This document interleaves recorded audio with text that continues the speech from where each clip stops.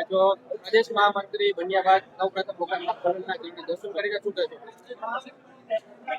ગુજરાત પ્રદેશ ભારતીય જનતા પાર્ટીના અધ્યક્ષ આદરણીય શ્રી જગદીશભાઈ વિશ્વકર્મા સાહેબની ટીમમાં એમને મને મહામંત્રી પદની જવાબદારી સોંપી છે અને જ્યારે આજે ગુજરાત પ્રદેશ ભારતીય જનતા પાર્ટીના મહામંત્રી બન્યા બાદ પ્રથમ વખત ખોડલધામ કાગવડ ખોડિયાર માતાજીના આશીર્વાદ મેળવવા માટે આવ્યો છું. આજે ભારતીય જનતા પાર્ટીનું શીર્ષ નેતૃત્વ દેશના યશસ્વી પ્રધાનમંત્રી શ્રી નરેન્દ્રભાઈ મોદી સાહેબ, દેશના ગૃહમંત્રી આદરણીય શ્રી અમિતભાઈ શાહ સાહેબ, અમારા રાષ્ટ્રીય અધ્યક્ષ આદરણીય શ્રી જેપી નડ્ડાજી, કાર્યકારી અધ્યક્ષ આદરણીય શ્રી નીતિન નવીનજી, અમારા માનનીય મુખ્યમંત્રી શ્રી ભૂપેન્દ્રભાઈ પટેલ સાહેબ, નાયબ મુખ્યમંત્રી આદરણીય શ્રી હર્ષભાઈ, પ્રદેશ અધ્યક્ષ જગદીશભાઈ, સંગઠન મહામંત્રી રત્નાકરજી, આ બધાએ મારી ઉપર વિશ્વાસ મૂક્યો છે.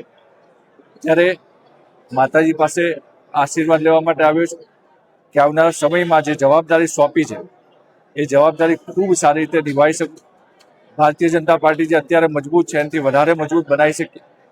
નવા લોકોને ભારતીય જનતા પાર્ટી સુધી પહોંચાડીએ, એના કાર્યકર બનાવીએ. ભારતીય જનતા પાર્ટીની સરકાર ગુજરાત અને કેન્દ્રની અંદર છે ત્યારે સરકારના કામ અને એની યોજના લોકો સુધી પહોંચાડીએ એ પ્રકારના અમારા પ્રયત્નો છે.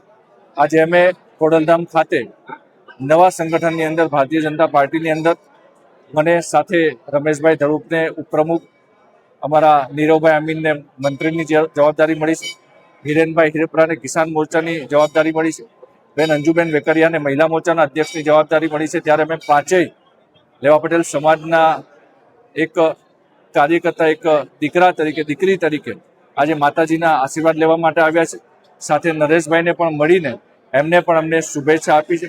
ત્યારે સમાજનું તો જવાબદારી છે, સાથે સાથે સર્વ સમાજને સાથે લઈને આવનારા સમયમાં ભારતીય જનતા પાર્ટી વધારેમાં વધારે મજબૂત થાય, લોકોને સરકારનો લાભ પહોંચે એ પ્રકારના અમારા પ્રયત્નો રહેશે.